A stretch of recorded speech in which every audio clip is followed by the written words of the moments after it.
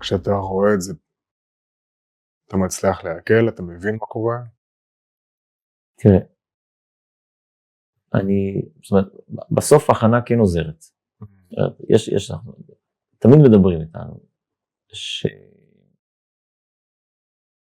שאתה צריך לשלוט על ההתעסקות במחשבה שלך בשעת מעשה,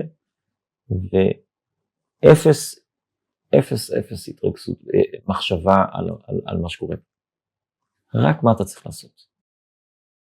רק מה אתה צריך לעשות.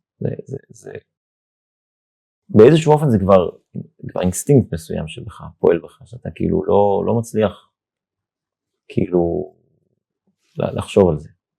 אתה פשוט רק קדימה.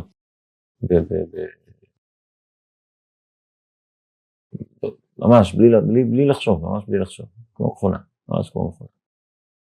אבל אתה כמובן ער למה שקורה, אתה מבין שיש פה משהו לא מהעולם הזה, משהו לא מהעולם הזה. אבל שוב, אתה מאוד מאוד משתדל להיות מרוכז מה שנדרש ממך.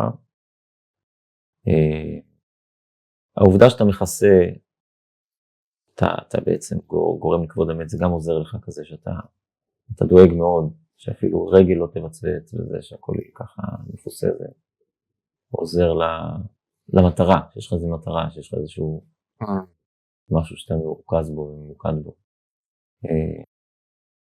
כמובן לא להתמקד בפנים, זה גם כן דבר שאסור לעשות. ממש לעברה בעלמא, זה גם לא כבוד המת. להסתכל לפני המת, כתוב שאסור לעשות. וגם זה הדבר לא לצרוב בך את הדמות.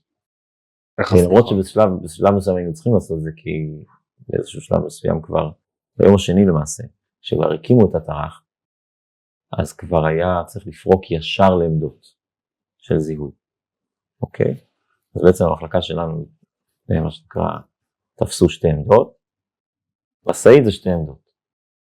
מה זה עמדות? זה שולחן כתר, זה הכל בשטח, עשו איזושהי פינה שם בבסיס, ושמו שם כמה מקררים, ועמדה של מז"פ, ועמדה של חוקר זה, כאילו הכל מאולתר כזה.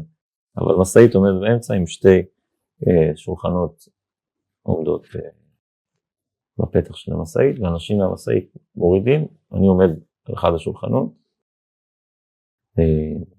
שם כבר הם הגיעו עם שקיות, ביום השני כבר הם הגיעו עם שקיות, אבל פה צריך לפתוח, כי זה כבר בתוך הליין, זה כבר בתוך האיסוף הנתונים, אתה פותח ואתה בעצם צריך לספר לשוטר שיושב שם ומקליד מה אתה רואה. אתה מתאר את הפנים? אתה מתאר כל דבר שיכול להועיל בזיהוי. אין לו לתאר בפנים. קודם כל אתה אומר אם זה איש או אישה. מבוגר, זקן, צעיר, ילד. פרטים הכי בסיסיים. צבע שיער, צבע זה.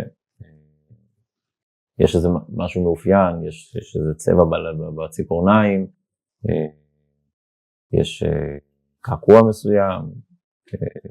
אם זה בגדים מסוימים שככה יכולים אולי לעזור בזה, אז גם פרטים את זה. הכל צריך להיות מאוד מהר, כאילו אי אפשר יותר מדי להתעכב, זה כאילו.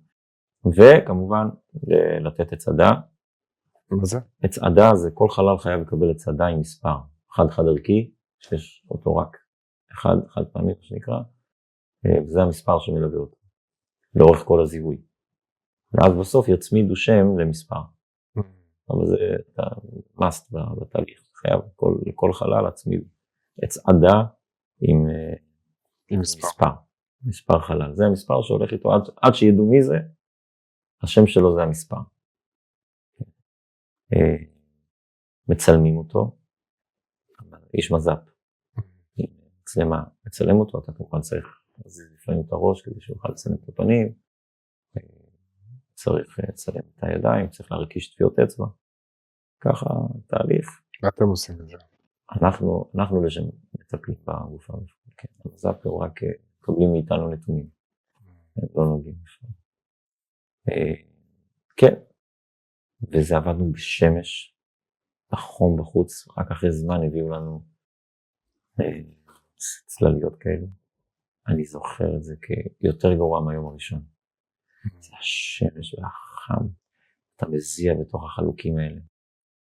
אני זוכר את עצמי מוריד את החלוק, ולא הייתי רטוב ככה בחיים שלי. נוטף, הייתי חלש מאוד, אני זוכר.